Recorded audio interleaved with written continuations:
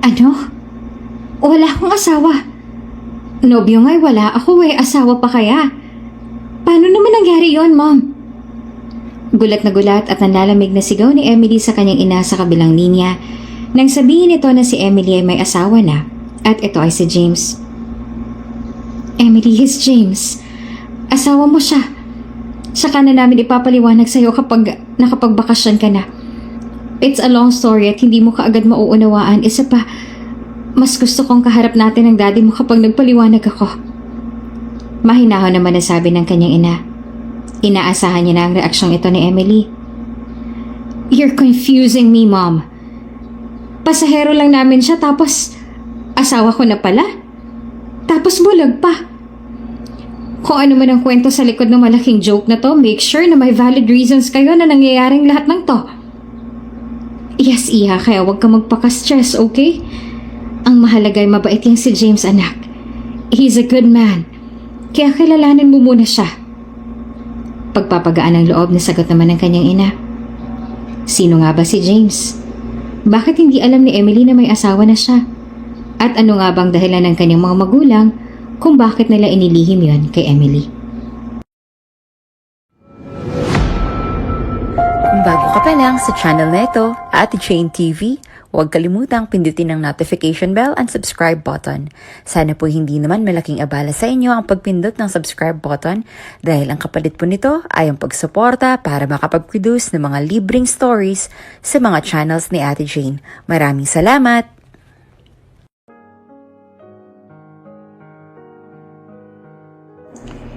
Isang flight attendant si Emily sa kumpanya ng DV Corp na pinagmamay-arian ng matalik na kaibigan ng kanyang ama.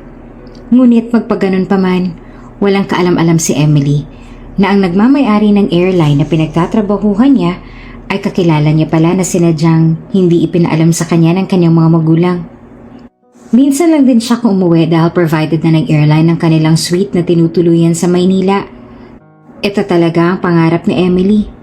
Kaya naman mula nung magsimula siya sa trabaho na to, ay lagi na lang siyang nakakakuha ng sertipiko ng best attendant ng DV. Mom, onboarding na ako ha. Tatawag na lang ako kapag nakapag-stop over na kami. I-kiss mo na lang ako kay Dad, ha? I love you, Mom. Wika ni Emily sa kanyang ina sa kabilang linya. Nagmamadali na nga ito dahil sa kanyang magiging flight sa private plane na siya mismo ang ni-request ng kanyang bilyonaryong pasahero na bihira lamang mangyari. Okay, honey. Pray for your safety. Mag-iingat ka, ha? I love you. Sagot naman ng kanyang ina sa malumanay na salita. I love you, Mom. I gotta go. Nang makapagpaalam na siya, dali-dali niya nang ipinasok sa kanyang bagahe ang kanyang ibang gamit at saka sumilay muna sa kanyang salamin ng ilang segundo. Sino kaya nag-request sa akin? Parang ubod naman talaga ng yaman na, no? Sa dinami-rami ng mga flight attendant dito, ako pa talaga ang kanya napili. Anyway, pabor naman sa akin yun dahil mas masarap magstay sa private plane. Sambit ni Emily sa kanyang sarili habang minamasdan ang kanyang refleksyon sa may salamin. Maya-maya pa ay tumingin na siya sa kanyang wristwatch at nagmamadali ng kumilos dahil ilang minuto na lang ay maliliit na siya. Ito lang nga naging buhay ni Emily. Pagkababa ng eroplano ay diretso suite na kaagad tapos magtatrabaho na ulit. Bihira na nga rin siyang umuwi sa kanilang bahay para bumisita dahil sa hectic ng kanyang schedule. Pero magpaganon pa man ay nauunawaan naman yon ng kanyang ina dahil alam niya ang nature ng trabaho ng kanyang anak. Sa kabilang banda, nakasalta na rin sa private plane si Emily at inumpisahan niya na ang kanyang trabaho. Habang abala si Emily sa pagpe-prepare ng pagkain para sa kanyang pasahero, ay nilapitan siya ng bodyguard nito. Ikuha mo raw ng wine si boss. Utos niya. Medyo brusko kung magsalita kaya ngayon pa lang ay naiinis na siya sa lalaki. Hindi rin naman masisisi yon dahil ganito naman talaga ang karakter paminsan-minsan ng mga bodyguard. Minsan bolero na feeling close. Madalas naman, seryoso at brusko katulad ng isang to. Minsan nga ay naisip pa ni Emily na baka ang lalaking tong nag-request sa kanya ay isang mafia boss kaya naman hindi niya maiwasang hindi kabahan. Sa kabilang banday, dahil yun naman ang kanyang trabaho ay sumunod na lang siya at nagbigay pa rin ng isang magandang ngiti kahit hindi deserving nung lalaki. Okay po, isusunod ko na po. Nakangiti niyang sabi. Nang maiayos niya na ang bote ng wine at glass of wine sa may tray ay nagtungo na kaagad siya sa kinaroroonan ng kanyang bilyonaryong pasahero. Sir, eto na po ang wine niyo. Magalang na sabi ni Emily. Diretso lang ang tingin ng lalaki kaya nginitian na lang ni Emily. Ipinatong na rin niya ang dalang tray na may wine sa table ng lalaki. Thanks, tugon naman ng lalaki. Tumango na lamang si Emily. Aalis na sana siya nang pigilan siya ng lalaki. Can you stay? Seryoso niyang tanong. Ngumiti naman si Emily tsaka sumagot. Okay sir. Magalang niyang tugon. Nakatayo lamang doon si Emily habang minabastan ang lalaki. Diretso lang kasi ang tingin nito kaya napapakunot siya sa pagtataka. Maya-maya pa ay kukunin na sana ng lalaki ang wine glass nang bigla niya itong nasagi at napatumba. Ako na po. Nilapitan kaagad yun ni Emily at siya nang naglagay ng wine sa baso. Nang miaabot niya yon sa lalaki ay saka naman siya nag-usisa. Hindi po ba kayo nakakakita? Nag-aalangan niyang tanong. Buong akala niya ay magagalit ang lalaki dahil medyo personal ang kanyang tanong na yon at saka medyo stricto ang mukha ng lalaking yon, ngunit sa halip na magalit ay nakangiti lamang siya na sumagot kay Emily. Yes, 2 taon na ako hindi nakakakita at sa tingin ko ay panghabang buhay ng pagiging bulag ko. Sabi niya na bandang huli ay biglang lumungkot at lumamig ang boses. Palihim namang nabigla si Emily dahil sa inamin ng lalaki. Hindi niya akalain na magkakaroon siya ng pasahero na ganitong kondisyon. Sa katunayan ay ito nga marahil ang kauna-unahan niyang naging pasahero na may ganitong kapansanan. At para naman makabawi sa kanyang ginawang panghihimasok dito, ay pinagaan at pinalakas na lang niya ang loob ng lalaki gamit ang kanyang mga salita. Huwag po kayo mawawalan ng pag-asa, sir. Sabi nga nila, habang may buhay ay may pag-asa. Nakangiti niyang sabi. Sa puntong yon ay siya naman ang tinanong ng lalaki. Talaga? Ano bang pangalan mo? Malumanay niyang tanong. Ako po si Emily Montana. Proud na sagot naman ni Emily. Matagal ka na bang flight attendant? Magdadalawang taon pa lang po ako sa pagiging flight attendant. Nagbigay naman ang reaksyon ng pagtatakang lalaki sa kanyang itsura. Talaga? Parang mga naka 5 years ka na. Pabiro niyang sagot. Dahil ang ibig sabihin niya ay sa galing ba naman ni Emily makipag-interact sa kanyang mga pasahero ay para bang talagang sanay na ito sa kanyang ginagawa na kung iisipin mo ay parang 5 taon o mahigit na nga siya sa serbisyo. Nako, 2 taon pa lang po talaga. Humble na sagot naman ni Emily. Maya-maya pa ay inalok na rin siya ng lalaki. Anyway, you like wine? You can drink too. Sabayan mo ako. Tinaas pa niya ng bahagya ang baso. Nako, hindi po pwede. Kasama po yan sa rules and regulations namin. Pagtanggi naman ni Emily. Kasama kasi ito sa patakaran ng DV na buong serbisyo lang ang gagawin ay huwag nang tatanggap ng kung ano na ibibigay o iaalok ng pasahero. Sa pagkakaalam ko, kapag passenger naman ay nag-insist, wala namang problema yon. Kaya sige na, huwag ka nang mahiya. Taas kilay pang sabi ng lalaki. Ngunit nanindigan pa rin si Emily. Hindi po ako nahihiya sir, hindi lang po talaga pwede. Sabi niya. Why not? Close naman na tayo, diba? At saka, I'm sad right now. I need a comfort person at sa tingin ko pwede ka. Sabi ng lalaki na biglang lumungkot pa ang mukha. Sorry sir, pero hindi po talaga pwede. Sige po, lalabas na po ako. Ipatawag niyo na lang po ako kapag may kailangan pa po kayo. Mahal ni Emily ang kanyang trabaho at kahit anong mangyari, ay hindi niya sisirain ng tiwala na binigay sa kanya ng DV at lalapastanganin ng kanyang matagal na iningatang pangalan sa industriya. Nang makatalikod naman ang babae at nang masiguro hindi na ito lilingon pa, ay sinundan niya ang direksyon kung saan ito lumabas at saka ngumisi. Interesting. Wika niya sabay inom sa hawak niyang wine. Inabala na lamang muli ni Emily ang kanyang sarili sa may kitchen ng ilang minuto lang ay muli siyang pinatawag ng misteryosong lalaki. Miss, pinapatawag ka raw ni boss. Muling sabi nung brusko kanina na ngayon ay medyo magalang na. Okay po, utal niyang sagot. Muli siya nagtungo sa kinaroroonan ng lalaki na tila ba walang nangyari. Ang trabaho naman kasi nila ay para ring artista. Kahit dismayado o naiinis ka, once nakaharap ka na sa camera, ay dapat otomatikong mapapalitan mo yon ng tuwa. Sir? Kalmadong banggit ni Emily. Just call me Sir James, pasok ka. At sa wakas ay nagpakilala na siya. Siya si James Del Valles. Sino nga ba siya sa buhay ni Emily? Anong ugnayan niya sa dalaga? Ano pong kailangan niyo, Sir James? Pilit ngiting tanong ni Emily kay James. Bigla namang napahawak ang lalaki sa kanyang ulo at marahang minamasahe ito. May pagpikit pa nga ito dahil daw sa sobrang sakit na nararamdaman niya yon ng kanyang ulo. I think my head is aching, sabi niya sa dalaga. Kaagad namang pumosisyon sana palabas si Emily para kumuha ng gamot ngunit pinigilan siya ni James. Sige po, kukuha lang po ako ng gamot. No. I don't need meds. I think what I need right now is a massage. Wika niya.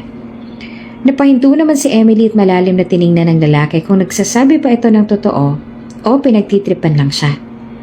Marahang lumapit si Emily kay James at saka inilapit niya ang kanyang mukha sa mukha ng lalaki na halos ay may isang dangkal lang ang lapit. Tinitigan niya ito sa mga mata ng lalaki habang ang lalaki naman ay diretso lang ang tingin. Maya-maya pa ay umagwat na rin si Emily dahil baka mamaya ay pumasok pa doon at kung ano pang isipin. Massage? Ng ulo? Utal na sagot ni Emily. Yes, please. Can you do it for me? Ang sakit talaga eh. Sabi naman ng lalaki na nakangiwit pang mukha dahil raw sa sobrang sakit. Bumuntong hininga naman si Emily tsaka sumagot. Hindi ko po masisigurado sa inyo kung makakatulong dahil hindi ako masarap magmasahe pero okay, I'll do it po. Napilitan na rin si Emily na pagbigyan ng utos sa kanya ng lalaki dahil mukhang ang masakit talaga ang ulo nito. Kaya naman lumapit na siya sa likuran ni James tsaka pwenesto niya na ang kanyang daliri sa may bandang sentido ng lalaki. Saan po bang tapat? Utal niyang tanong. Medyo may ilang asiwa siyang nararamdaman pero hindi na lang niya pinahalata pa. Here. Ang sakit talaga eh. Tinuro ni James ang bandang taas ng sentido niya tsaka inumpisahan na rin ni Emily na igalaw ang kanyang daliri nang may marahang paikot ang direksyon. Ganito po ba? Paniniguradong tanong ni Emily kay James. Slower. Napapikit na sagot naman ni James tsaka sinunod naman ni Emily ang kanyang sinabi.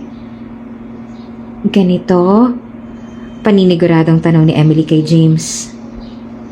Yan. You finally get it. Sakalang naging kalmado si James ang makuha na ni Emily ang kanyang tinuturo. Ilang minuto rin yon. Nakapikit lamang si James sa tahimik habang dinadama ang masarap na pagmasahe ni Emily sa kanyang ulo. Ilang sandali pa ay napabalikwas naman si Emily dahil sa gulat nang walang paalam na hinawakan ni James ang kanyang dalawang kamay na kasalukuyang nakapatong sa ulo ni James. Sir, gulat na sambit ni Emily. Your hands are shaking, hindi ka ba sanay? Taas kilay na tanong ni James. Sa pagmamasahe po ba? Hindi, never ko pa po itong ginawa.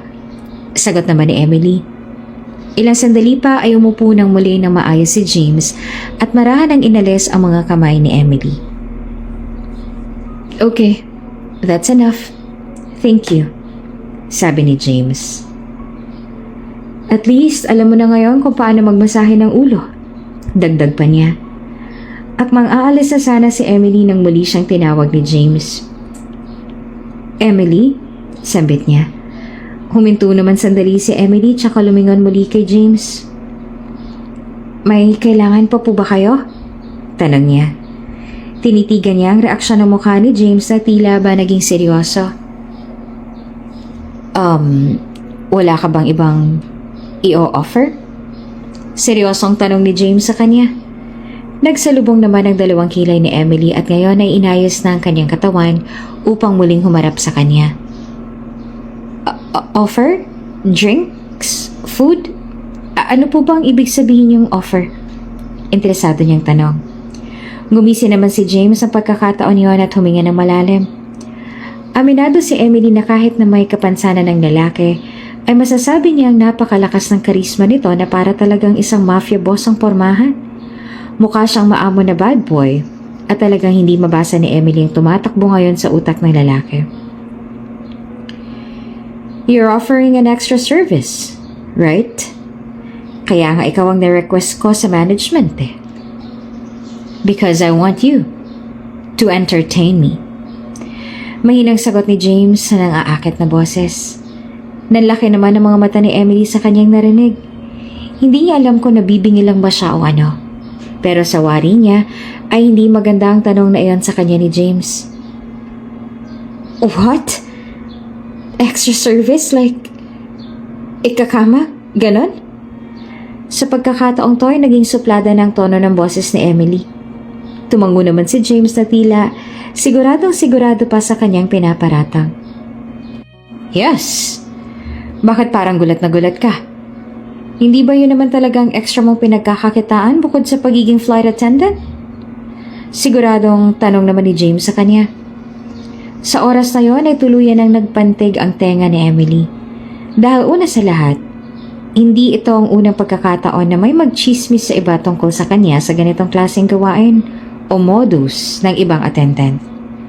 Alam niya sa sarili niya na malinis ang intensyon niya at dangal niya at kailanman ay hindi niya kayang gawin ang bagay na iyon. 2 taon niya nang iniingatan at inaalagaan ang kanyang pangalan sa industriyang iyon kaya hindi naman siya nasisiraan ng bait para gumawa ng kabulastugan na ikakasira niya sa loob lamang ng isang araw. Sa kanyang inis ay hindi niya napigilan pa na sagutin si James dahil wala na rin naman na sa kawalang respeto nito sa kanya. Excuse me, sir. Actually, sa inyo ko lang nalaman na may extra service pala ako. Una po sa lahat, mahal ko ang trabaho ko.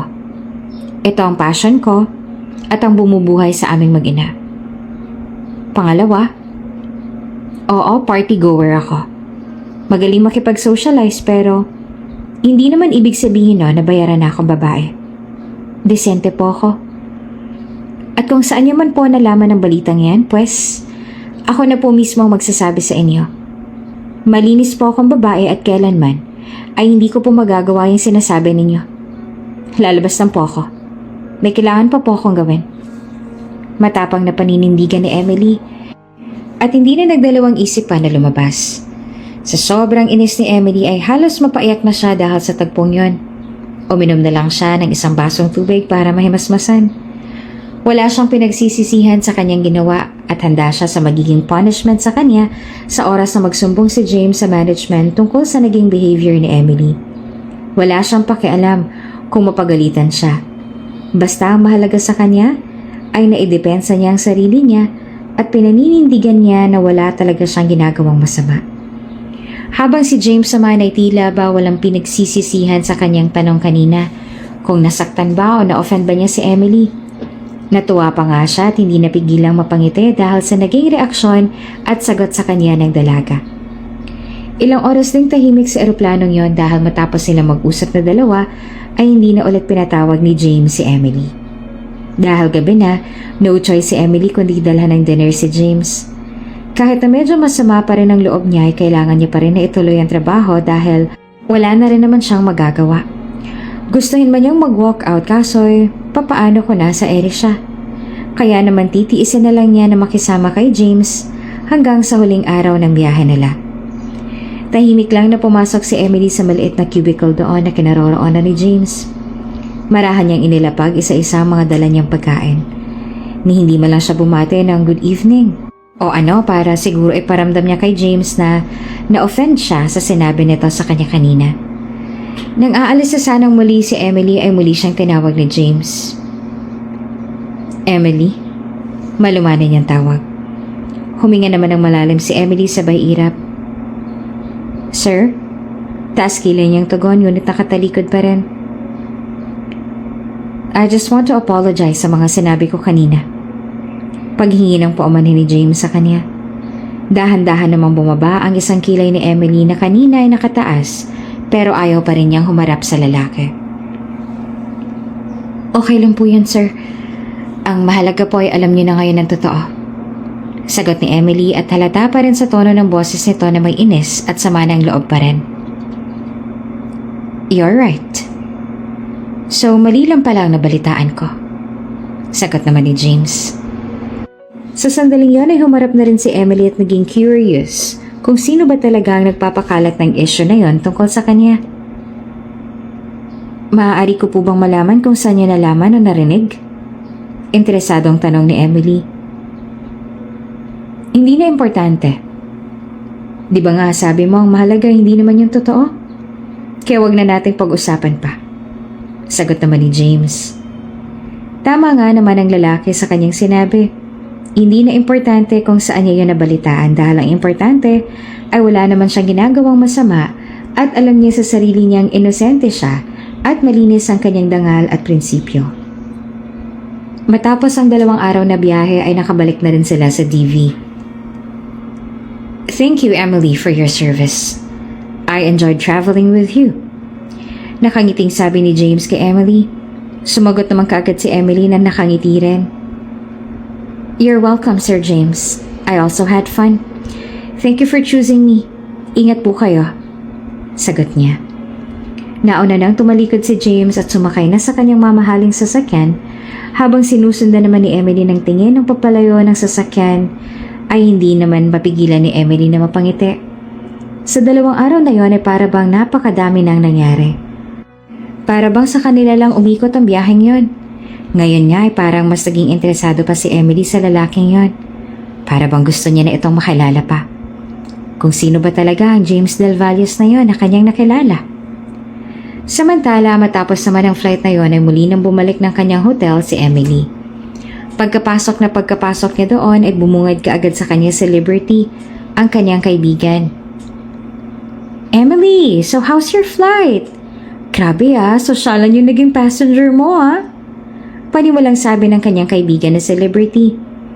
Malaya namang inihiga ni Emily ang kanyang katawan sa kanyang malambot na kama dahil sa sobrang pagod.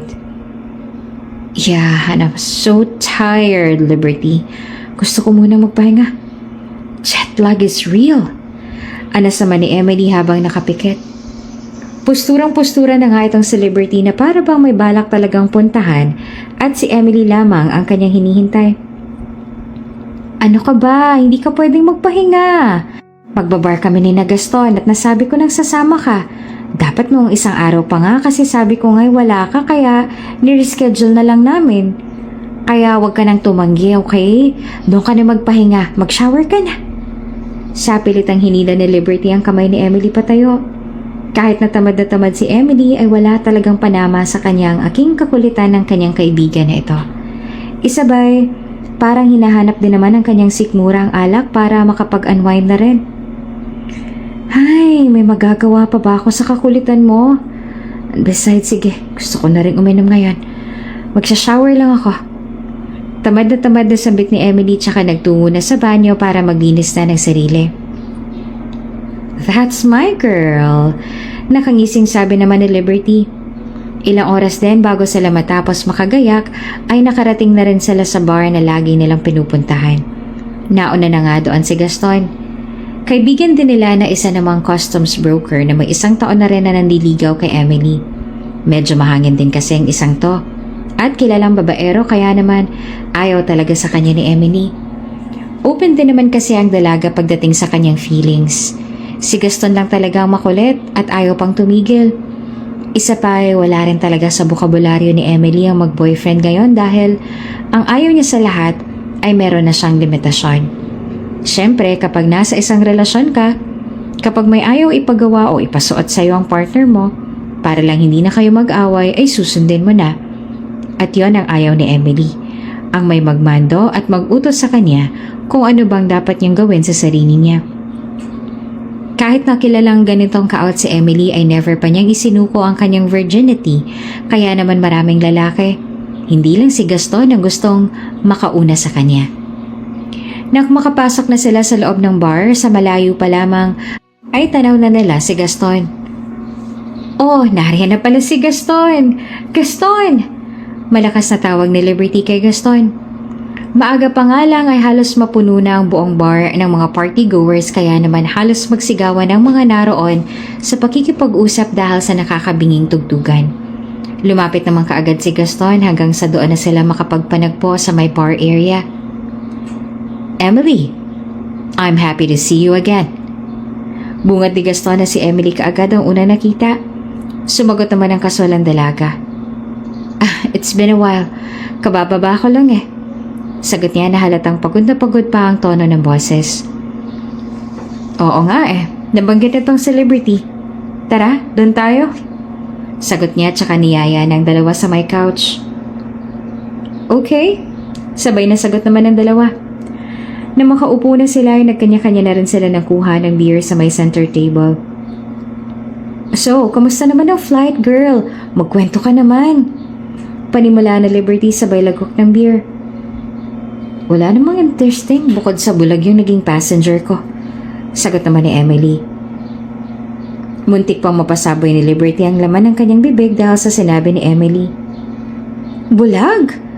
As in hindi makakita ang dalawang mata? Natatawa pang sagot ni Liberty.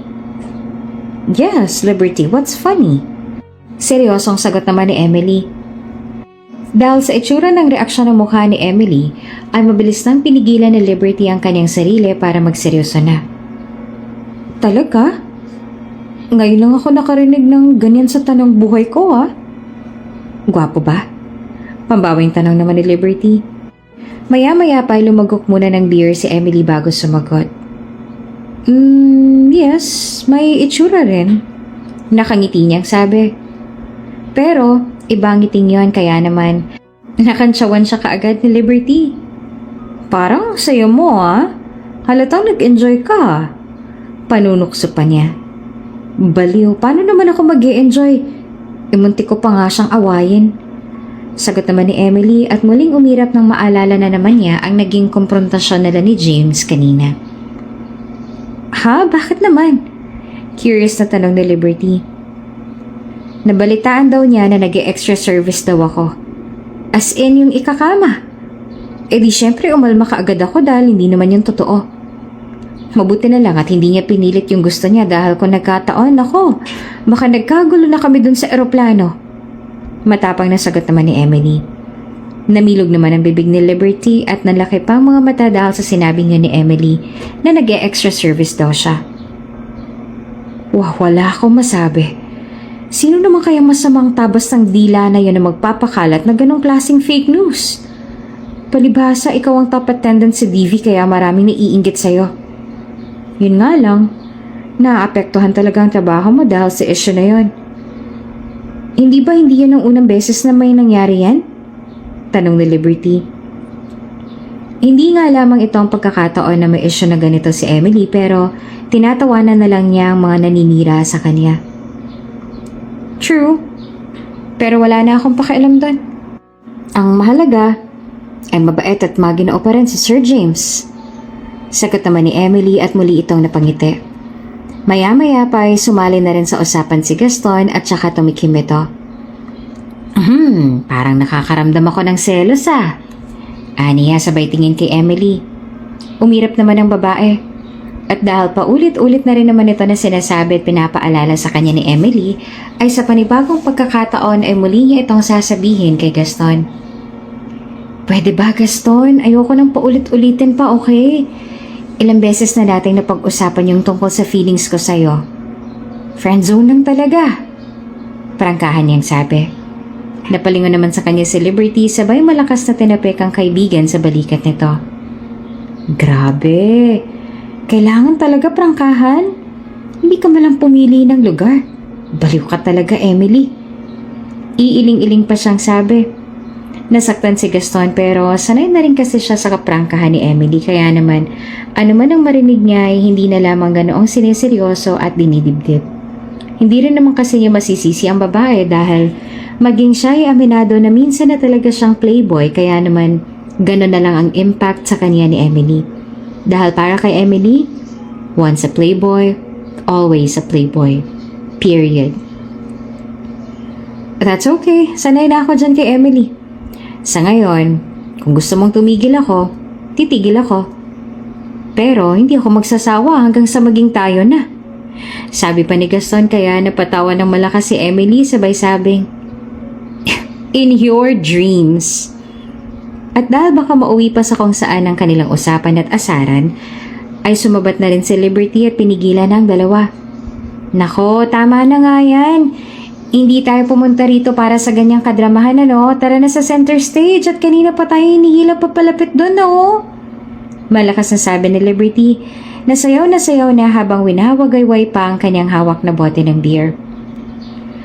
Wala ako sa mood magsayaw. Tinatamad ng wika naman ni Emily. Anong wala sa mood? Tara na, huwag ka na maarte dyan. Sabi naman ni Liberty sabay hilang sa kamay ni Emily. Ang kulit! Sabi ni Emily. Feel na feel pa ni Emily ang kanyang suot na fitted dress habang umiindak sa tugtog.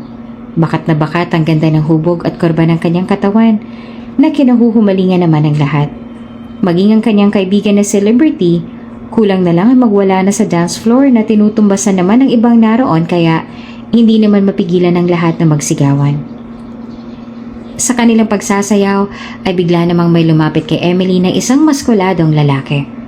Akala ni Emily na sagi lang siya ngunit nang mapansin niya ay nasa gilid lang niya ito na nakatingin sa kanya habang nagsasayaw at namumungay pa ang mga mata. Mas nilapit pa nga niya ang kanyang katawan dahilan na magkadikit na ang kanilang mga braso. "Get your hands off me!" Buliw ni Emily sa lalaki. Nagsalubong na nga ang kanyang dalawang kilay dahil hindi niya gustong inaasta ng lalaki. At alam niya na ang galawan na ito. Mga galawang Hokage, sabi nga nila. Kahit malakas ang pagkakasabi na yun ni Emily sa lalaki, wala pa rin makakarinig nun dahil bukod sa lakas ng tugtugan ay may kanya-kanya na rin silang mundo doon.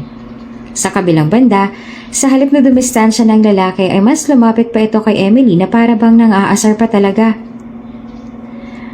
"Ano bang pangalan mo? Kanina pa ako naglalaway sa iyo eh. Magkano ka ba?" Diretsong tanong ng lalaki. Nakakadalawang bote ng beer pa lang si Emily kaya alam niya sa sarili niya na hindi pa siya lasing. Nanlaki naman ang kanyang mga mata at muling nagpanting ang kanyang tenga. Sa isip niya gano'n na ba talaga siya kamukhang bayarang babae para mapagkamala na naman siya sa loob lamang ng isang araw?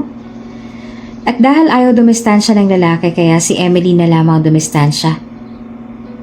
"Bastos! Anong palagay mo sa akin? Mga damit sa bangketa na for sale?" Bulalas niya. Habang sina Liberty at Gaston naman ay wala pa ring malay sa nangyayari dahil sa pagsasayaw.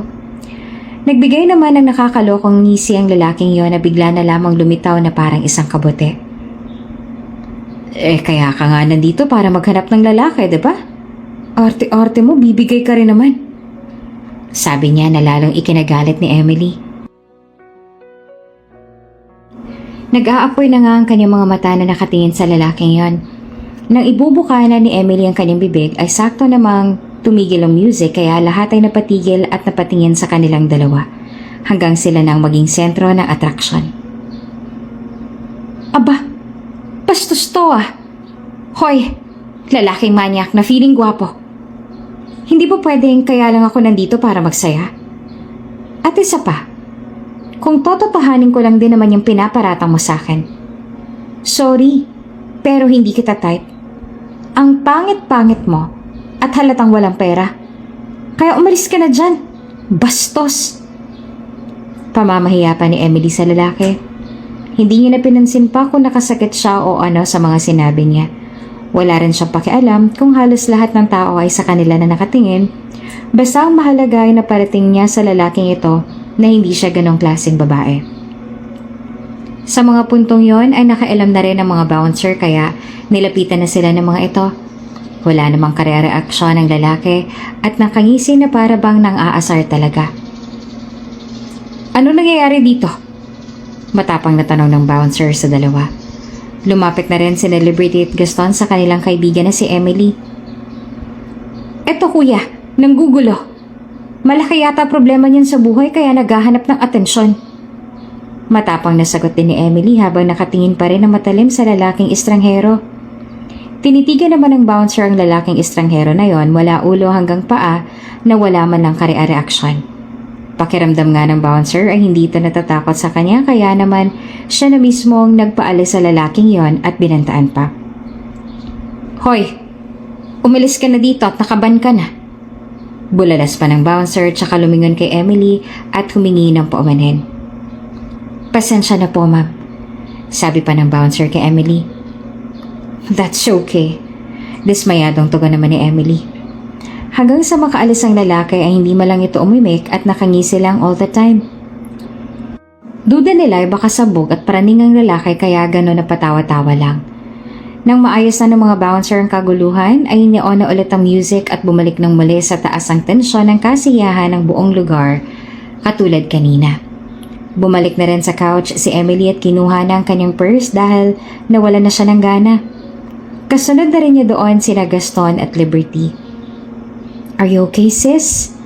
Nag-aalalang tanong naman ni Liberty sa kaibigan. Bumuntong hininga naman si Emily. Yeah, I think I should go. Konti na lang kasi natitira kong pasensya na baon ko. Mahirap na kapag sumagat. And please, Liberty, huwag mo na akong pigilan dahil gusto ko nang pahinga, okay? Masungit na sagot naman ni Emily kay Liberty. Okay, kaya mo pa bang mag-drive? Ipapahatid na lang kita kay Gaston? Tanong niya sa kaibigan. No need, hindi pa naman ako laseng. Makakapagbilang pa ako ng tupa. Sige, I gotta go. Sagot niya at mabilis nang tumalikod upang umalis. Okay sis, ingat ka. Message me kapag nasa unit ka na ha? Pahabol pa ni Liberty. Okay. Sagot naman ni Emily at tuluyan ang lumabas ng bar. Kota na ngayong araw si Emily sa mga bastos at mga paratang sa kanya. At saka halos lahat ng lalaki na nakikilala niya ngayon ay para bang ang weirdo ng mga kinikilos. Hindi niya alam kung sinasadya ba ito o nagkakataon lang talaga. Pero magpaganon pa man, talagang bad trip na siya ngayon at pinagsisisihan na sumama pa kay Liberty. E di sana ay mahimbing na siyang natutulog ngayon. Dahil puno na ang parking doon sa bar ay doon ay pinark ni Emily ang kanyang sasakyan sa may parke. Habang binabaybay niya yon ay panay pa rin ang pagmamaktol niya sa sarili. Nakakainis talagang araw na to, oh. Worst day ever. Lahat na lang ba sila ganun ang tingin sa akin? Oo, alam ko maganda ako pero hello, hindi naman ako prosty. Kakagigil. Pagmamaktol ni Emily sa kanyang sarili. Samantala, wala namang kamalay-malay si James na nasa likod niya na si Emily kaya naman sa pagtalikod niya ay napabalikwas siya sa gulat kaya nalaglag ang phone niya. Nanlaki naman ang mga mata ni James at sinubukang lumuhod pa para kunin ang kanyang cellphone.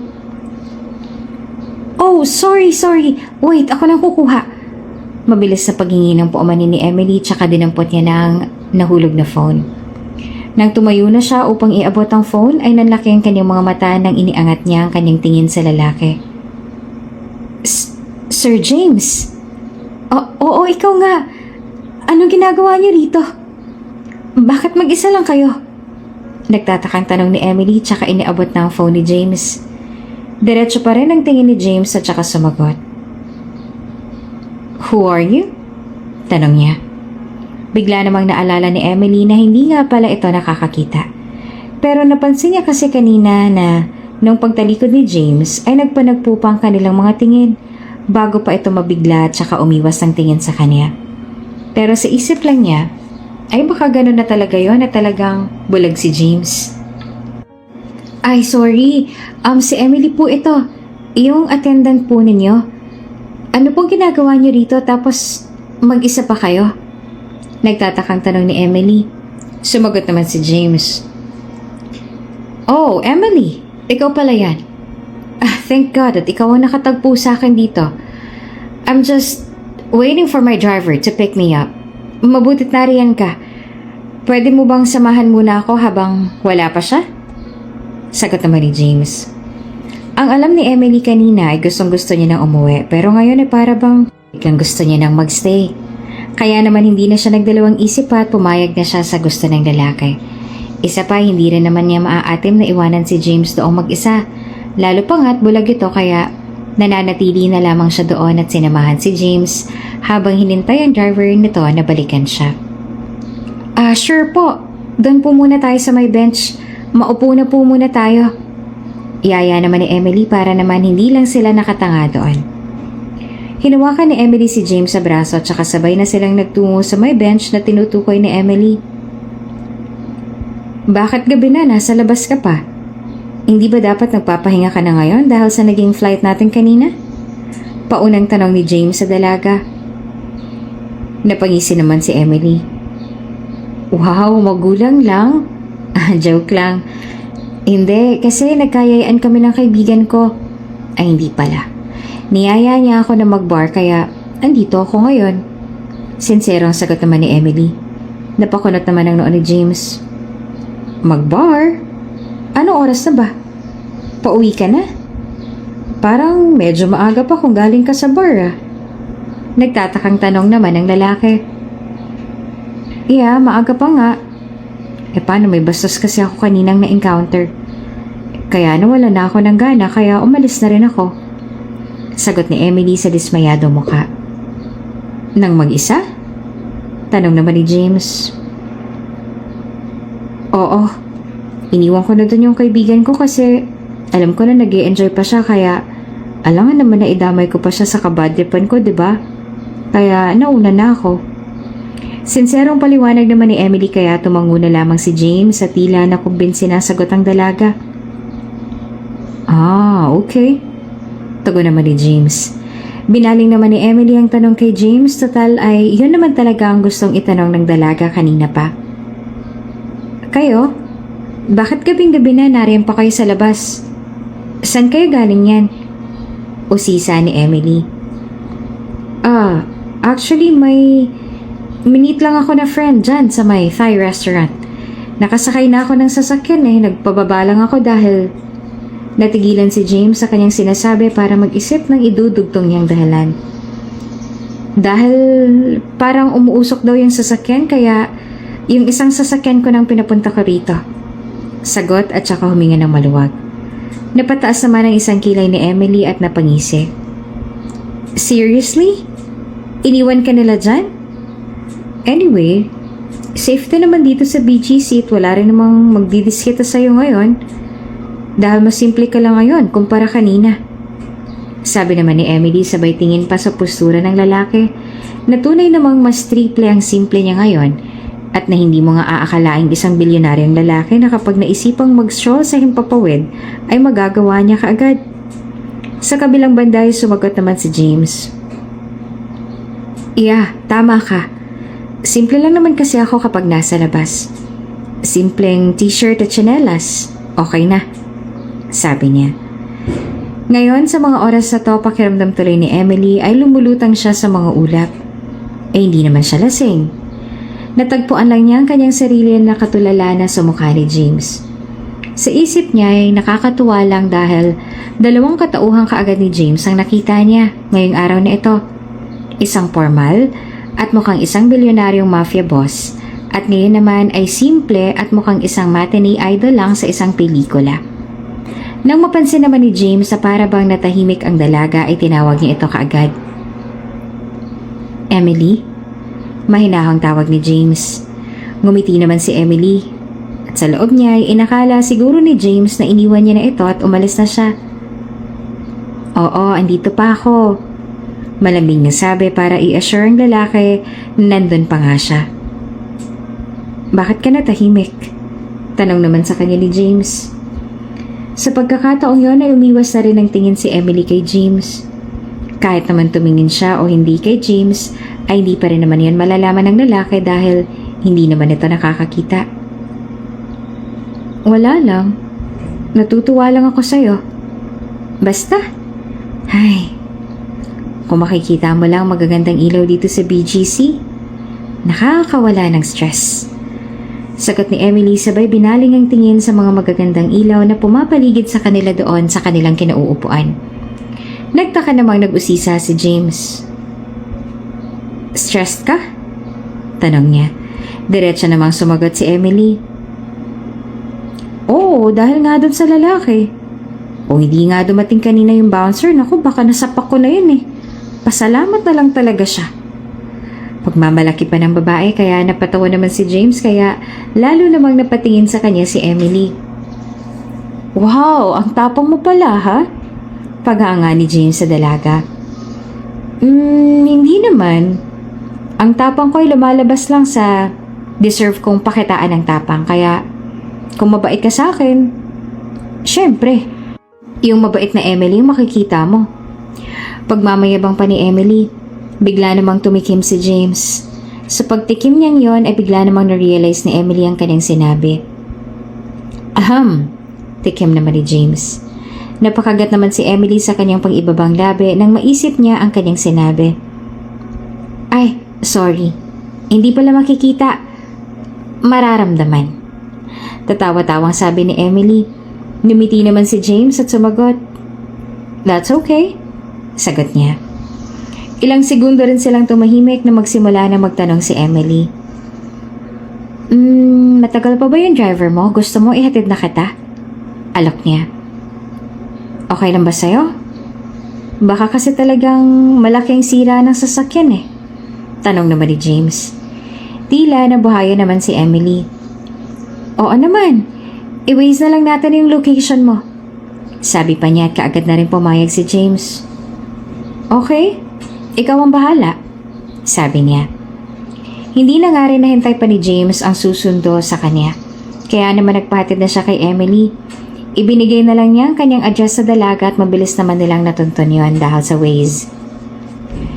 Andito na tayo, nakangiting sabi ni Emily habang nakatingin sa labas ng kanyang sasakyan at minamasta ng malaking bahay na mukha ng palasyo sa laki na nasa kanilang harapan.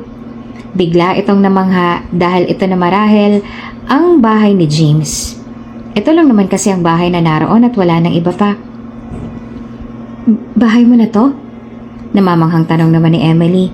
Mas lalo siyang namangha at lalo niyang napatunayang kay James nga ang bahay na yon nang biglang may kinuha ito sa bulsa ng kanyang short at nang pinindot ay biglang bumukas ang malaking kahoy na gate at doon nga napagtanto ni Emily na bahay nga iyon ni James.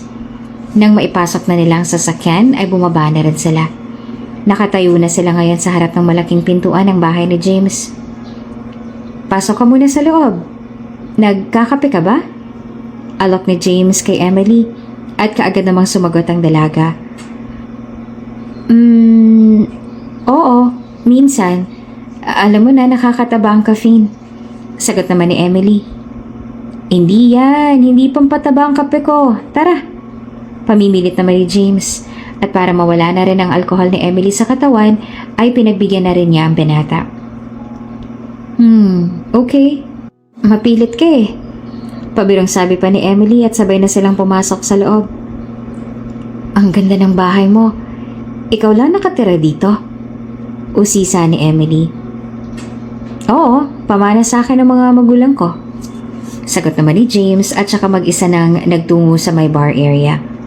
Naupo naman si Emily sa may high chair na naroon.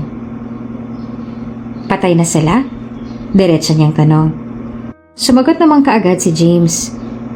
Hindi pa. Nasa Amerika sila. Palibas ay solong anak lang ako kaya naipasa na sa akin pangalan ng aming mga ari-arihan. Sagot naman ng binata. Wow, sosyal. Yayamanin ka talaga, no? Wika naman ni Emily. Hindi naman, sakto lang. Umirap naman si Emily sa sagot na yon ng binata. Huwag ka na ngang pa-humble, hindi bagay. Anyway, hindi ka ba nalulungkot kasi mag-isa ka lang? Tapos bulag ka pa. Uy, wag mong mamasamain yun ah. Prank ka lang talaga ako. At saka, tunay naman, diba? Prangkang tanong naman ni Emily na medyo nag-aalangan pa.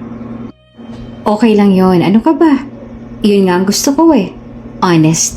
Walang tinatago. Makahulog ang sabi naman ni James. Wala naman akong dapat itago. Kung anong nakikita mo sa akin ngayon, Yun na talaga ako. Mukha lang sosyalin pero isa lang din nung kami sa mga Pilipinong patuloy na lumalaban sa buhay para makaahon. At saka isa pa, ganyan din ang ayoko sa isang tao. Yung masyadong malihim at maraming tinatago. Pag ganun kasi pakiramdam ko niloloko na rin niya ako. Kaya ang pinaka-red flag talaga sa akin sa lahat ng mga red flags ay ang pagiging sinungaling. Dahil ang sinungaling ay kapatid ng manloloko.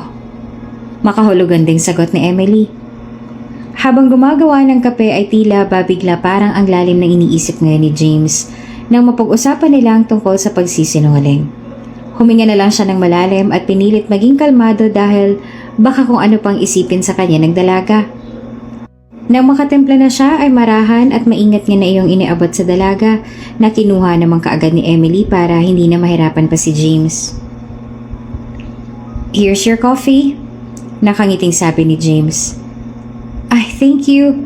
Sana ako na lang pinagtimpla mo para hindi ka na naabala pa," sagot naman ni Emily. Kinapa na rin ni James ang isang upuan tsaka umupo doon. "Ikaw ang bisita kaya natural lang na pagsilbihan kita. At saka bahay ko to kaya sanay na ako rito. Alam ko na ang pasikot-sikot."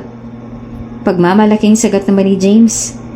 Sa isip ng dalaga ay kung sabagay nga.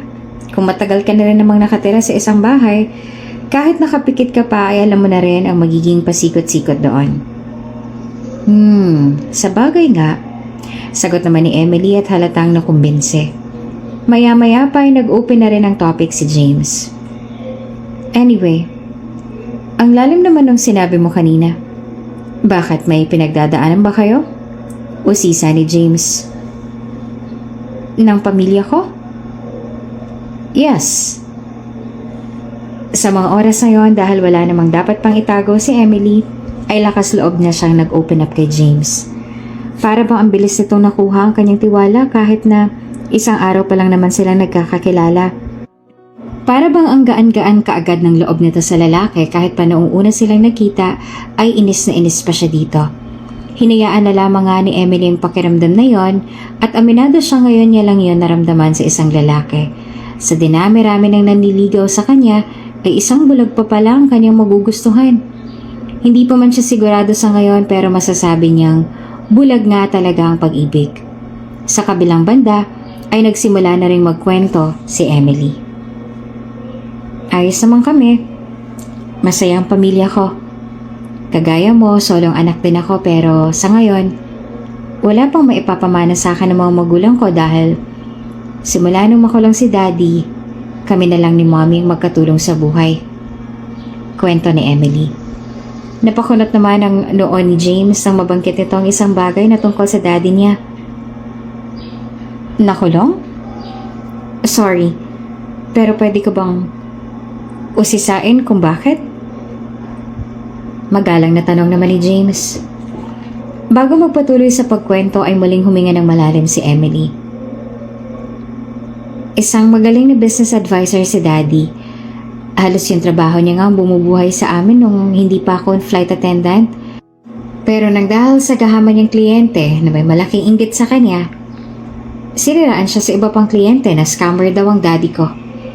Nagbayad pa ng mga tao mga walang yan para idiin si Daddy kahit nang totoo. Never pang nagka-transaction si Daddy sa mga taong yan. Matataas kasi at makapangyarihang tao kasi ang nakaharap ni Daddy kaya ayun, nahihirapan kami ngayon na mailabas siya. Inosente ang daddy ko. At kilala ko siya kaysa sa pagkakakilala sa kanya ng iba. He's a good provider. At buong buhay niya, tanging kapakanan lang namin ni Moming iniisip niya.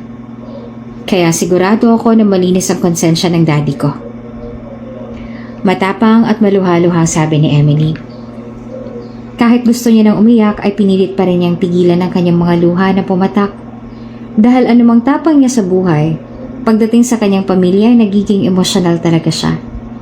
Bigla namang nanlumo ang itsura ng reaksyon ng mukha ni James. Naantig siya sa ikinwento ni Emily kaya ngayon ay masasabi niya hindi lang talaga basta babae itong si Emily. "I'm sorry to hear that. Grabe naman ang nangyari sa daddy mo. He doesn't deserve that," sabi pa niya. Hindi talaga. Kaya nga nagsisikap ako ngayon at nag-iipon para makagawa ng paraan para matulungan si Daddy. Ilalabas ko siya doon. Hindi siya dapat nandun. May paninindigang sabi ni Emily. I know, makakalaya din siya doon. God will find a way. Sabi naman ni James para pagaanin ang loob at pakiramdam ni Emily. Salamat. Matipid na sagot naman ng dalaga. Hindi na rin namamalayan ng dalawa na sumasarap na pala ang kanilang kwentuhan. Nakalimutan na nga rin ni Emily na mag-update kay Liberty dahil talagang nadala na sila sa ganitong klaseng pagkakataon. Kung kanina ay para bang patang-pata na ang katawan ni Emily dahil sa pagod, samahan pa ng kabatripan niya, ngayon ay para bang kusa na yung nawala. Bigla siyang na-relax at nakanap ng pahinga. Nang mapatingin na si Emily sa kanyang wristwatch, ay sinaid niya na munang ubusin ang coffee na itinimpla sa kanya ni James at nagpaalam na rin siya. Sige, mukhang lumalalim na yung gabi. Mauna na ako. Sabi ni Emily tsaka tumayo na mula sa kanyang kinauupuan. Sigurado ka? Tanong naman ni James. Yes, baka nag-aalala na rin sa akin yung kaibigan ko eh. Lobat pa din naman ako kaya mauuna na ako. Sabi naman ni Emily. Nang makahakbang na palabas si Emily ay tatayo pa sana si James para sana ihatid siya. Okay, sige, wait, ihahatid kita sa labas. Sabi ni James. Mabilis naman niyang tinanggihan ng dalaga. No need, kaya ko ng sarili ko. Thank you. Diyan ka na lang at magpahinga. Sige, aalis na ako. Nakangiti niyang sagot. Okay, mag-iingat ka. Paalam naman ni James. Thank you, salamat nga pala sa pakape. Sige, aalis na talaga ako. Nakangiting pahabol pa ni Emily kaya napangiti rin si James. At iyon na naman ang ngiting ngayon ang kahinaan ngayon ni Emily. Hindi na siya tumitig pa doon dahil baka lalong umagahin na siya doon kaya nagdiretso na siya palabas ng bahay. Okay, mag-iingat ka, pahabol pang sabi ni James. Nang makaalis na si Emily at masigurado ni James na wala na talaga ito, ay saka lumabas na ang kanyang mommy na muntik na ring makita kanina. Is she gone? Tanong ng kanyang ina tsaka nilapitan na ang kanyang anak. Nilingon naman siya ni James tsaka sumagot. Yes, mom. Sagot ni James. Nakatingin pa rin sa may labas ang pintuan kung saan lumabas si Emily. Iho anak, kailan mo sasabihin sa kanyang totoo? Tanong naman sa kanya ng kanyang ina tsaka nilingon siya ng kanyang anak. Not now, mom. Pero parang nagugustuhan ko na rin siya. Pag-amin niya. She's nice. Sabi ko naman sa'yo, di ba? Ayaw mo lang maniwala. Sagot naman ng kanyang mommy. Mahirap paniwalaan kapag hindi mo pa nakikita o nararanasan. Pero ngayong alam ko na. I can finally say that. Tama ka. She's different from those rumors. Rumors. Ito nga ang dahilan kung bakit alangan noon ang tingin noon ni James kay Emily. Dahil sa mga sabi-sabi na masama raw itong babae na pumapatol kung kani-kanino. Nabayaran at laging nagpapagamit lalo ng balita na nagpapa-extra service din ito sa ere. Ito ang dahilan ng mga duda no ni James sa dalaga. Ngunit bakit nga ba niya kailangang magduda? Bakit niya kailangang maglihim? At ano pa nga ba ang mga itinatago niya sa bawat kabanata ay mabibigyan na ng kasagutan? Sino nga ba talaga si James at ano ang revelasyon na kanyang isinawalat at aaminin sa mga susunod pa? Samantala, nang makabalik na si Emily sa kanilang hotel, ay abot-abot na paninermo ng sinabi sa kanya ni Liberty. Hoy babae, bakit ngayon ka lang? Akala ko naman ang himbing-himbing na ng tulog mo dito tapos naunahan pa pala kitang umuwi. Saan ka ba galing ha? At sinong kasama mo? Umaming ka ha? Mga tanong ni Liberty. Palibhasa ay senior high pa lang ay magkaibigan na sila ni Emily kaya gano'n na lamang kung pagalitan niya ang babae. Para na rin naman kasing tunay na kapatid ang turingan nila sa isa't isa kaya ganito na silang kakampante. Lalo na pagdating sa pakikipag-usap. Inihagis naman ni Emily ang kanyang purse sa may couch at saka muli ng malayang inihiga ang kanyang katawan doon. Sa isang kaibigan, Sagot ni Emily na nakangiti. At muli ay napansin na naman ni Liberty ang mga ngiting yon sa mukha ng kanyang kaibigan. Nako, yung mga ngiting yan, Emily. Tapatin mo nga ako. May hindi ka ba sinasabi sa akin? May alam ka ba na hindi ko alam? Kanina lang nung umalis ka sa bar, halos bumuga ka ng apoy sa galit bakit ngayon parang nag-iba? Taas kilay na tanong ni Liberty na halata namang nanghuhuli lamang. Napatawa naman bigla si Emily dahil sa kalokohan ng kanyang kaibigan. Nakakatawa ka talaga, Liberty. Paraning ka na naman. Pabirong sabi ni Emily na natatawa-tawa pa. Ngunit ayaw talagang papigil na Liberty bagkos ay lumundag pa ito sa kama para kulitin si Emily. Umamin ka na, hindi ka ganyang kabadrip kanina nung umalis ka. Sinong kasama mo, ha? Kilala ka ba? May jowa ka na ba? Bakit pa kasi ayaw mo sabihin?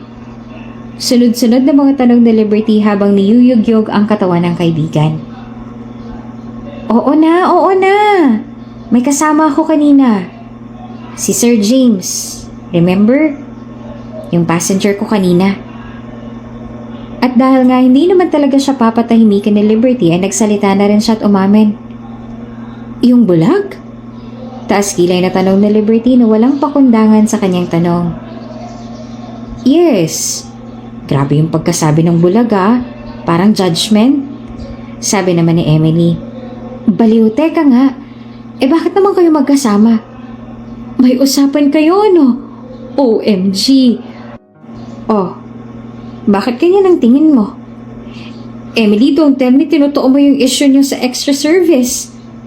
Sa sinabi niya ni Liberty ay bumalikwas ang bangon si Emily para lamang mabigyan niya ng isang malakas na hampas ng unan itong si Liberty na walang pakundangan ng bibig. Hoy, Liberty, manahimik ka nga dyan. Kailanman, yung mga bagay na yon ay hindi ko maaatim na gawin Nagkita lang kami ni Sir James sa may street malapit doon sa bar. I mean, nakita ko siya doon na mag-isa. Nakakaawa naman kasi. Dahil bulag nga, diba? Kaya nilapitan ko na. Nasiraan pala sila kaya nag-offer na akong ihatid siya pa uwi. Kaya yun, doon ako galing. Kakahatid ko lang sa kanya. Sabi niya. Grabe Isang bilyonaryo, hinatid pa ng isang ulirang flight attendant? Pabirong sabi pa ni Liberty. Kasi nga, sira raw yung sasakyan. Huwag mo na ang bigyan ng mali siya. Pagtatanggol naman ni Emily kay James. Pero, anong meron sa ngiti? Naku, kilala kita, Emily. Muling pang-aasar pa ni Liberty. Sa lahat kasi ng nanligaw dito kay Emily, kay Gaston pinakaboto si Liberty kaya naman parang kanyang sinasabi kay Emily kapag ayaw niya sa nagugustuhan ng kanyang kaibigan. Ano bang sinasabi mong ngiti? Masama bang umiti? Kilala kita. Hindi mo ako maluloko. Never ka pang naging ganyang ka-concern sa isang lalaki. Anong meron? Gusto mo siya, no? This time ay tila seryoso na nga itong si Liberty. Alam mo, kakainom mo yan ng alak kaya madalis kang nag-overthink. Mabait lang siya. Yun lang. Kaya mabait din ako sa kanya. Kapag masama siya sa akin, di masama rin ako sa kanya. Ganun lang yun. Bawian lang. Sagot naman ni Emily. Ayaw muna niya kasing umamin kay Liberty hanggat hindi pa siya sigurado sa kanyang nararamdaman. Wala rin naman siyang balak ilihim yan sa kaibigan dahil wala rin namang dahilan para ilihim niya yan kay Liberty, lalo pat kapatid na ang turing niya dito. Nako, Emily, ako naman ay kaibigan lang na nagpapaalala at nagmamalasakit sa'yo. Hindi mo pa ganong kakilala yang si Sir James na yan kaya mag-iingat ka. Bakit kasi ayaw mo pa kay Gaston? Mayaman din naman. Gwapo. At sa kanya, sure na siyang mag-aalaga sa'yo. Hindi yung ikaw pang mag-aalaga sa lalaki. Seryosong paalala na Liberty. At para bang natigilan ng ilang segundo si Emily dahil sa tinagal-tagal na nilang magkakilala at magkaibigan na Liberty na puro kalokohan lamang ang lumalabas sa kanyang bibig, ay ito ang kauna-unahang pagkakataon na magbibitiw si Liberty ng ganong klaseng mga advice sa kanya. Alam mo, Liberty, nakakatawa ka. Bakit naman napuntang usapan sa alagaan? Sinong may sabi sa'yo mag-aalaga ako ng lalaki? At saka wala akong pakialam kay Gaston, ano? Dahil alam mo naman kung gano'ng kababaero yon. Kaya paano ako magtitiwala sa kanya? Sagot naman ni Emily. Oo, yun na nga. Si Gaston na matagal mo nang kilala. Matagal na nating kilala. Hindi mo pa rin mapagkatiwalaan. Lalo pa kaya yung Sir James na yan na kaninang umaga mo lang nakilala. Malay mo kung may pakay talaga siya sa'yo. Kaya nagkataong naroon siya sa parehong lugar kung saan naroon ka rin. Hindi mo ba naisip yon? Ikaw lang ang inaalala ko, Emily. Kung gusto mo na siya, kilalanin mo muna ng lubusan. Payo naman ni Liberty. May tama rin nga naman si Liberty at syempre kinukonsider din naman niya yon. Dahil baka mamaya ay tama ang hinala ng kanyang kaibigan. Wala namang masama kung kikilalanin pa niyang lalaki. Iyon kung magpapakita pa rin ba sila. Naiintindihan ko po. Salamat sa paalala. O siya, magpapahinga na ako. Talagang sobrang dami na nangyayari ngayon. Good night, sis. Ito na lamang nang isagot ni Emily. Good night. Consider mo yung sinabi ko, ha? Alam ko kung gaano katigas ang ulo mo na mas matigas pa sa bato. Oo na po. Hindi na nakapagpalit pa ng damit si Emily dahil sa pagod. Nang ipikit niya na ang kanyang mga mata ay doon niya pinagmuni-munihan ng mga bagay. Para saan bang mga ngiting yon? Aminado ako. Para ngayon ko lang naisuot yon sa mga labi ko. Pero hindi ko naman siya gusto. Napaka-imposible. Isang araw pa lang nagkakalala kaya napaka-imposible na gano'n ang kabilis na magustuhan ko siya. At saka bakit ko naman siya magugustuhan? Ang creepy. Ay, kung ano man tong nararamdaman ko, parang nagugustuhan ko na. Ang sarap sa pakiramdam. Sambit ni Emily sa kanyang isip hanggang sa tuluyan na nga siya nakatulog. Nang sumunod na araw dahil wala namang trabaho ngayon si Emily ay naisipan niya sanang mag-mall at mag-shopping. Nang lalabas na siya ng building ng kanyang tinitirhan ay laking gulat niya nang mabungaran niya doon si James na nakatayo sa gilid ng kanyang kotse na tila ba may hinihintay. Nilapitan naman niya ito kaagad. Sir James? Ano pong ginagawa niyo dyan? Kanina pa po ba kayo dyan? Tanong niya. Nakasuksok pa ang kamay ng lalaki sa kanyang bulsa ng pantalon at saka nagsalita. Medyo. Aniya. Nagtaka naman si Emily kung bakit nga naroon si James. Nga pala, paano niyo na lamang dito ako nakatira? Tanong ni Emily. Maya-maya pa ay binunot na ni James sa loob ng kanyang bulsa at saka inabot kay Emily. Is this your ID? Tanong niya habang nakalahad ang kanyang kamay sa harap ng dalaga. Nanlaki naman ang mga mata ni Emily dahil hindi niya matandaan kung nahulog ba ito sa kanya. Oh, yeah, sa akin nga. Bakit nasa iyo to? Sagot naman ni Emily tsaka inabot na ang kanyang ID. Nalaglag yata sa'yo kagabi. Nakita ng maid ko. Sagot naman ni James. Tumangutango na lang si Emily. Ah, okay. Baka nga. Sabi pa niya. Nang makuha niya na ang ID ay muli siya nagtanong. So, ito lang bang pinunta mo rito? Tanong ni Emily. Hindi. Diretsong sagot naman ni James. Pwede ka bang mayayang kumain sa labas? Busy ka ba o baka naman may iba kang pupuntahan? Okay lang sa akin ha, nagbabaka sakali lang ako. Lakas loob na tanong naman ni James. Kahit na halatang may pupuntahan si Emily dahil sa posturang-postura siya, dahil sa suot nito at dalang bag ay sinabi pa rin niyang wala siyang lakad. Wala naman po akong ganap ngayon kaya may oras pa ako para gumala. Sagot naman ni Emily. Lumuwag naman ang mga ngiti sa mukha ni James. Talaga? Tara. Yaya niya. Wala nang tanong-tanong pa kung saan sila pupunta at umokay kaagad si Emily. Okay. Mabilis siyang sagot. Ang aliwalas naman dito. Sabi ni Emily habang dinadamang malamig na simoy ng hangin sa Tagaytay. Maganda, diba? Masarap din ang simoy ng hangin dahil open area sila. Pagmamalaki pa ni James sa kanya. Oo nga Sa susunod, isama ko na rito si Mommy at Daddy. Sabi naman ni Emily. Oo, maganda dito. Lalo't bonding ng buong pamilya. Masasarap ang pagkain. Wika naman ni James at saka kinuha ng menu at iniabot kay Emily upang hayaan ng dalaga na magdesisyon ngang gusto niyang kainin. What do you want to eat? Anything. My treat. Tanong ni James na nakangiti. Habang minamasdan at binabasa ni Emily mga nakasulat sa menu, ay lutong-luto naman siya kung ano ang kanyang pipiliin dahil sa dami ng pagpipilian. Parang ang sasarap naman yata ng pagkain dito ah. Wala akong mapili sa dami ng pagpipilian. Kahit diet ako parang gusto ko tuloy orderin lahat. Itong bulalo. Grabe ang tagal ng panahon nang matikman ko to. Gusto ko ulit tikman. At saka itong maliputo at tuwilis. May ginataang kalabasa at sitaw din sila. Gusto ko rin itong longganisa at hapang taal. Huwag ka nang pumili, James. Ako nang pipili sa ating dalawa. Sabik na sabi ni Emily. Natatawa na nga lang itong si James dahil kahit anong ganda nitong si Emily ay wala talagang kaarte-arte sa kanyang katawan. Nang maka-order na sila at nang matapos ng kumain, walang duda na busog na sila. Tamang chill na nga lang sila ngayon at napakagaan lang ng araw. Tamang kwentuhan at tawanan. Unti-unti na nga nilang kinikilala ang isa't isa. Halos araw-araw na nga silang magkasama. Ang dating palugit ni James sa kanyang sarili na 3 days ay susuko na siya pagkakilala kay Emily. Ngayon ay halos umabot na ng 1 buwan. Lagi na nga silang magkasama at unti-unti nang nakakapagpalagayan ng loob.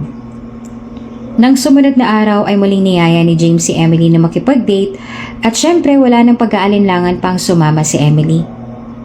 Labas tayo? Tanong ni James habang kausap si Emily sa kabilang linya. Napatingin naman si Emily sa kanyang tabi na si Liberty na kasalukuyang masama ang tingin sa kanya. Emily, wag kang sasama. Ano na lang sasabihin ng friends natin kung sa isang bulag ka papatol?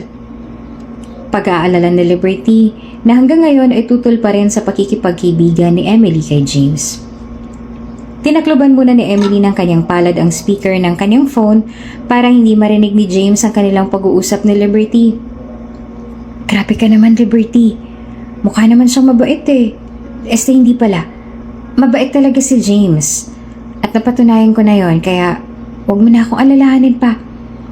At saka ano naman kung bulag siya? Hindi naman ako dun bumabase eh. Kundi sa laman ng puso. Sagot naman ni Emily. Maya-maya pa ay sinagot niya na si James. Hello? Sige. Intayin mo na lang ako sa may parking, pababa na ako. Masayang sabi naman ni Emily. Nang ibaba niya na ang kanyang phone ay muli namang ipinagpatuloy ni Liberty ang kanyang sasabihin. Mayaman nga pero hindi naman pang-public. Naku Emily, mag-isip-isip ka. Kung ako sa'yo, gusto na lang kasing i-date mo. Total matagal ka rin yung nililigawan, diba? Sagutin mo na kasi. Sabi pa niya. Napailing na nga lang si Emily at napairap. Ay nako Liberty. Alam mo naman kung gaanong kayabang ang gusto na yon, diba? At alam mo rin na ayoko sa mayayabang. At saka, okay din naman si James. Gusto ko rin siyang makilala. Ewan ko ba?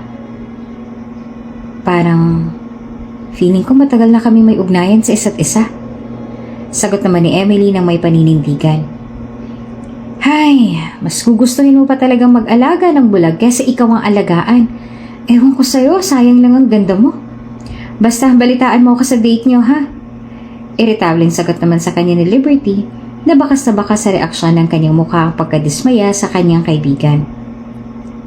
Oo naman, meron pa ba akong maililihim sa'yo? Sagot naman ni Emily. True, dapat lang at saka okay na rin kasi for sure naman na sa mga mamahaling restaurant kanya dadalhin. Pahabol pa ni Liberty at umalis na rin si Emily. Nang makarating na siya sa parking ay natanaw niya na kaagad si James. James! Malakas na tawag ni Emily. Emily? Oo, ako nga. Sorry na tagalan ako ha. May mga binili lang ako sa kaibigan ko bago ako umalis. Nainip ka ba? Tanong ni Emily. No, I'm good. Tara na? Tanong naman ni James. Okay, sige. Masaya sabi ni Emily at tuluyan na rin silang umalis. Ilang oras din ang kanilang naging biyahe nang makarating na sila sa kanilang destinasyon. Arten Island? Sambit ni Emily na patanong. Yes. Sabi nila maganda raw dito. Nakaka-relax. Nakarating ka na ba dito o ngayon lang? Tanong naman ni James sa kanya. Hindi pa, pero nakikita ko na siya sa social media. Maganda nga sa loob niyan, pero bigla naman nag-alangan si Emily sa kanyang sasabihin. Pero ano? Kunot na ang tanong naman ni James. I don't want to offend you, pero I don't think ma-enjoy mo yung mga makikita ko.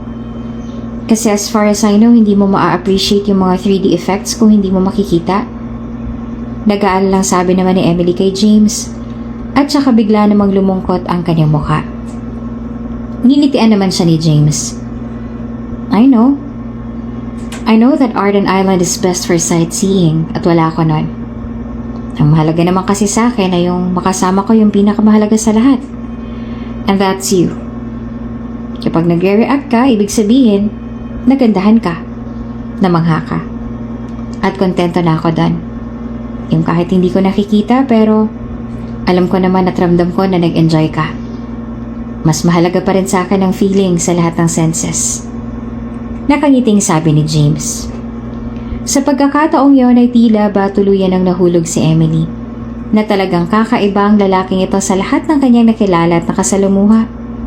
Kung noon ay nag-aalinlangan pa siya at wala pang kasiguraduhan sa kanyang damdamin, ngayon ay masasabi niyang, eto na talaga. Alam niya na at sigurado na siyang nagugustuhan niya na si James. James? Mahina niyang sambit. Ilang sandali pa ay nagaya na rin si James sa loob. So, tara na. Yaya niya. Bago pumasok ay tinignan muna niya si James sa mukha nito. Wait. Mahalaga? Mahalaga na ako sa kanya? Tama bang narinig ko? Ibig sabihin pa nun ay nagugustuhan niya na ako? Hindi ko alam. Hindi masagot ng kaibuturan ng aking isip. Pero ang tanging nananaig lang sa akin ngayon ay ang kanyang mga salitang sinabi na para pang gusto niyang panghawakan ko. At iyon nga gusto kong mangyari. Sambit ni Emily sa kanyang isip habang nakatingin sa binata. Sa kabilang banda ay kinuha na rin ni Emily ang kamay ni James na kanina pang nakalahad sa kanyang harapan. Okay, let's go! Wika niya na nakangiti at nagtungo na nga sila sa loob ng Arden Island. Sa entrance pa lang ay manghang-mangha na talaga si Emily sa kanyang nakikita na sa isip niya ay sayang dahil hindi iyon nakikita ni James. Napaka-magical ng buong lugar na para bang nasa iba kang dimension. Madilim lang doon para mas ma-appreciate ng mga naroon ng mga glow-in-the-dark 3D animation. Wow, ang ganda! May ganitong kagandang lugar pala dito sa Maynila. Palibhasa ay trabaho-bahay lang ako at minsan bar kaya hindi ko nakikita ang iba. Sana nakikita mo rin to, James.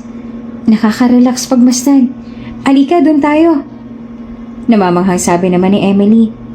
Nang makakita pa ng mas magagandang spot ay hinila ni Emily ang kamay ni James patungo doon.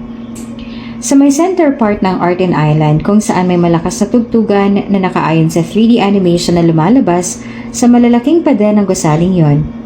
Doon naman sa part na yon ay maliwanag at maaaring tambayan ng mga naroon habang pinapanood ang mga 3D animation.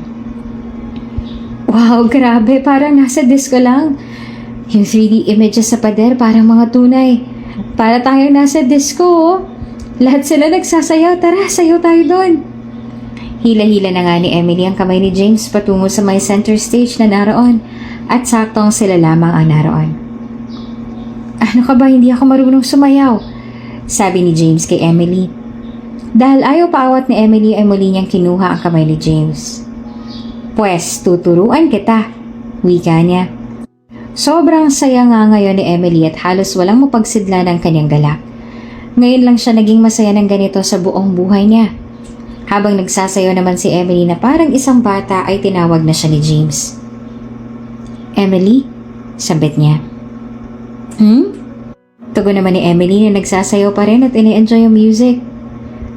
I have something to tell you. Sa sinabi niyo ni James kahit malakas ang music, ay rinig na rinig pa rin niya iyon kaya kaagad siyang napahinto. Ano? Nauutal niyang tanong.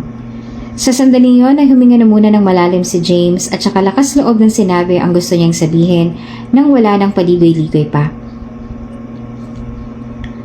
I'm your husband. And you're my wife. Saktong stop ng music kaya naman rinig na rinig talaga iyon ni Emily. At dahil naguguluhan siya sa inaasta ni James, ay dinaan na lang niya sa biro ang kanyang sagot. Are you kidding me? Grabe ah. Lumevel up ka agad yung pagiging mahalaga ko sa'yo. Nako, nakakatuwa ka talaga. Tatawa-tawang sabi ni Emily kay James. Pero seryoso pa rin ang mukha ni James at sa pagkakataong ito ay magkasalubong na sila ng tingin. Nakatingin na si James sa mga mata ni Emily kaya biglang bumilis ang tibok ng puso ng dalaga. But I'm not joking. At hindi ako bulag. Nakikita ko lahat ng to. Nakikita ko lahat ng ginagawa mo. Kung sino ang kasama mo. At kung tunay ba talagang pinapakita mong malasakit sa akin.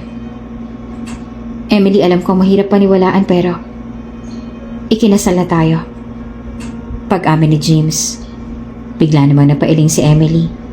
Ngumisi pa siya dahil baka mamaya ay ginugood time lang siya ni James pero sa isip niya, parang totoo.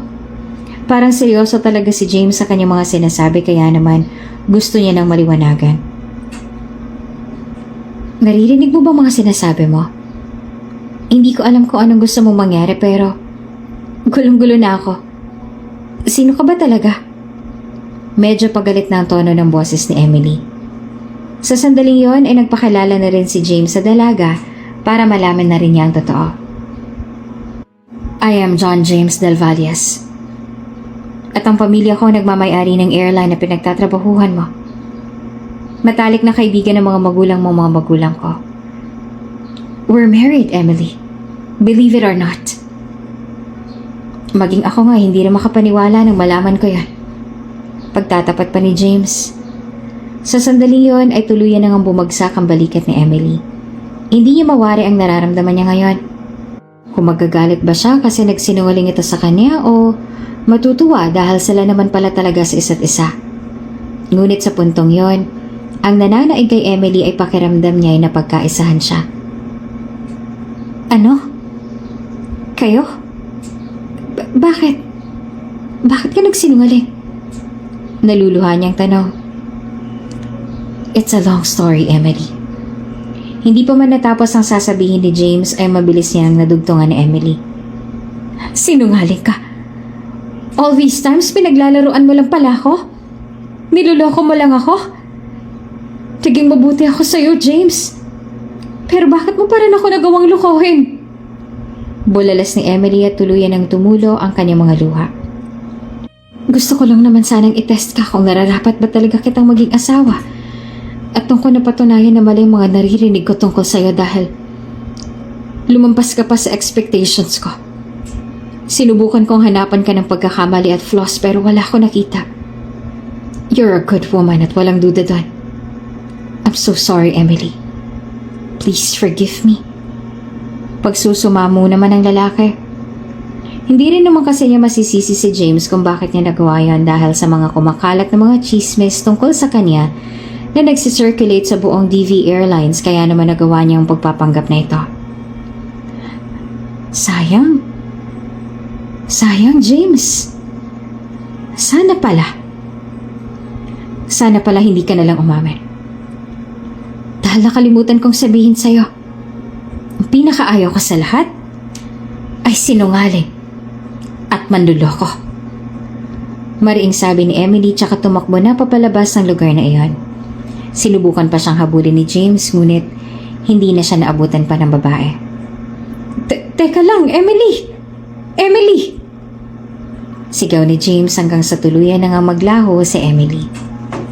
Sobrang sakit nga noon para kay Emily kaya naman umuwi muna siya sa kanila. Gusto rin kasi niyang marinig ang mga paliwanag ng mga magulang dahil talagang gulong-gulo na siya ngayon. Lumipas ang ilang linggo ay hindi pa rin nagpaparamdam si Emily kay James. May times na pinupuntahan siya ng lalaki sa kanila ngunit nakiusap na si Emily sa kanyang ina na ayaw muna niyang makita at makausap si James. Emily, I'm sorry. I'm sorry kung hindi namin sinabi ang totoo. I'm sorry kung naglihim kami sa'yo. Paghingi ng paumanhin ng kanyang ina sa kanya. Mom, I want you to be honest with me. Naloko na ako't kota na, Mom. Kaya please tell me the truth. Am I really married? Totoo ba talaga yon? At paano nangyari yon? Bakit hindi ko alam? Naguguluhang tanong ni Emily sa kanyang ina. Emily, ano to, Mom? Totoo ba? Muli niyang tanong. Yes. Yes, Emily, you're already married. You're already married with James Del Valles, ang may-ari ng airline sa pinagtatrabahuhan mo. Pagtatapat ng ginang. What? So talagang alam niyo rin? Pero paano niyo nagawang ilihim sa akin to? Bakit hindi ko alam? Umiiyak na tanong ni Emily. Pero sa pagkakataong to ay mas gusto ng ginang na ang kanyang daddy na lamang ang mag-explain ng lahat sa kanya. Anak, I will explain everything to you. Pero with your dad, he will explain everything. Matapang na sabi ng kanyang ina.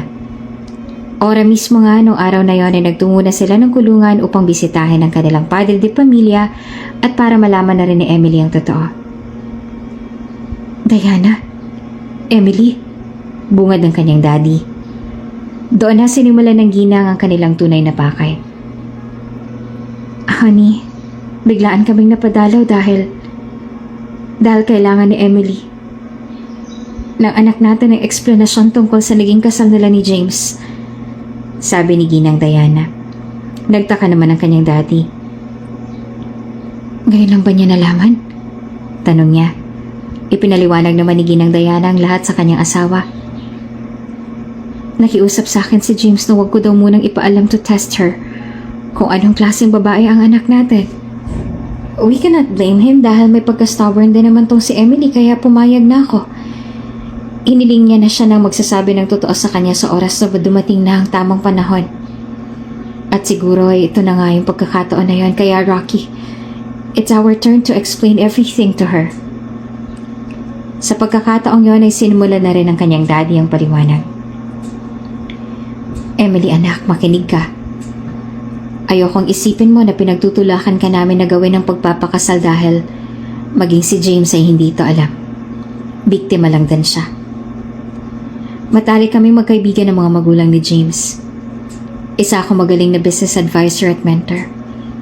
Bata pa lang kami, giliw na sa iyong mga Del Valles. Lalo na't magkaedad lang kayo ni James. One time naisipan ng mga Del Valles na magnegosyo. At yun nga ay magtayo ng isang paliparan. At yun ang DV Airline. Yan ngayon ang pinagtatrabahuhan mo. Hindi nila makakamit ang lahat na to kung hindi dahil sa tulong ko. Ako naghanap ng mga investors na mag-i-invest sa negosyo nila hanggang sa naging matagumpay nga ito. Yung nangyari sa akin, labas sila doon. Ginawa nilang lahat para matulungan akong ilabas dito dahil alam nilang inosente ako ngunit mahigpit ang pagkakadiin sa akin ng aking naging kliyente na isa sa pinakamataas na opisyales sa bansa kaya hanggang ngayon ay nandito pa rin ako at walang kasiguraduhan ang aking pananatili dito. Kaya sa isip ko, paano kayo? Pati negosyo natin tinitira nila. Bigla ako natakot para sa future at safety ninyo. Paano ko hindi na ako makalabas? Paano na kayo? Baka mapariwara pang buhay niyo. Naaawa rin ako sa mommy mo kaya naman ang dalawin ako rito ng mga Del Valles. Kinausap nila ako. At ang tanging naisip nilang paraan para makabawi naman ang tulong sa akin na ipakasal kayo ng kanilang uniko iwan na si James. Ito ang naisip nilang paraan para maging secure kayo ng mommy mo kung dadating man na hindi ko na kayo maprotektahang dalawa. Mahal na mahal ko kayo ng mommy mo, Emily. Wala akong ibang hinangad kundi ang kabutihan at kaligtasan ninyong dalawa. Kaya naman dahil hindi naman kayo papayag sa kasal ay sinagawa namin yun ng palihim. Patawarin mo ako, anak. Pero ito lang naiisip kong paraan para maprotektahan ang future niyong dalawa ng mommy mo. Tama ang daddy mo, Emily. This is the only way na masecure ka namin. Dahil hindi rin naman habang buhay ay kasama mo ako. Lalo pat wala pang kasiguraduhan ng paglaya ng daddy mo. Dito na nga yata ako mamamatay eh. Sabi pa ng kanyang daddy. Sa paliwanag nilang yon ay waring naliwanagan nga si Emily. Iyon naman palang dahilan at walang anumang masamang intensyon. Mas naaawa pa siya ngayon sa sitwasyon ng kanyang pamilya kaya naman unti-unti na rin nawala ang galit sa puso niya, lalong-lalo na kay James na halos araw-araw siyang sinusuyo. No, Dad, don't say that. Hindi ka mamamatay. Walang mamamatay. At pinapangako ko sa'yo na makakalaya ka. Makukuha natin ang hustisya, Daddy. Inosente ka at papatunayan natin yon. Mariing pangako ni Emily. At sana'y ganyan din ang iniisip nila anak. Anyway, nag-meet na ba kayo ni James? Tanong naman ng kanyang ama. Huminga ng malalim si Emily tsaka sumagot. Yeah. Actually, 1 month na kami magkakalala. Nagpagka pa nga siyang bulag para raw mas makilala niya ako. Yung tunay na pagkatao ko. I-admit nang hindi pa siya umaamin, gusto ko na siya. Kilala niyo naman ako. Maarte. Mahilig magbarkada. Maraming maniligaw at halos lahat sila ay talagang mga bad boys at babaero pero ganun pa man. Desente pa rin naman akong babae at hindi pumapatol kung kani-kanino. Nang makilala ko si James, doon sa private plane pa lang, nahook na ako kaagad sa kanya. Ang bait niya kasi. At hindi ko akalain na magkakagusto ako sa kanya. Ibang-iba siya sa mga lalaki na kilala at nakasalamuha ko. Hindi ko nga rin naiintindi ang sinasabi ng mga kaibigan ko na kesyo pipili pa raw na magugustuhan sa bulag pa, alagain pa. Pero wala eh. Yun na nga sigurong pagmamahal dahil wala ka ng pakialam sa sasabihin ng ibang tao. Ang mahalaga ay masaya ka na kasama mo yung taong tunay na nagpapasaya sa'yo. At simula noon, lagi na kaming magkasama. Mas lalo nang gumaan ang loob ko sa kanya. At mas nagugustuhan ko na siya. Kaya nang tinapat niya na ako at inamin ng totoo kung sino talaga siya, nasaktan ako kasi pakiramdam ko noon na pagkaisahan ako. Pero ngayon na alam ko ng totoo, nauunawaan ko na.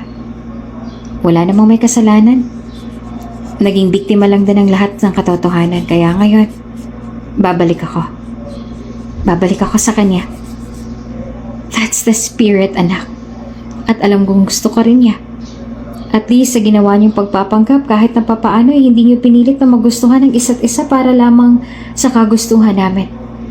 Kayo na mismong dalawang nakadiskubre ng feelings ninyo para sa isa't isa. Kaya sige anak, sige lang. Puntahan mo siya.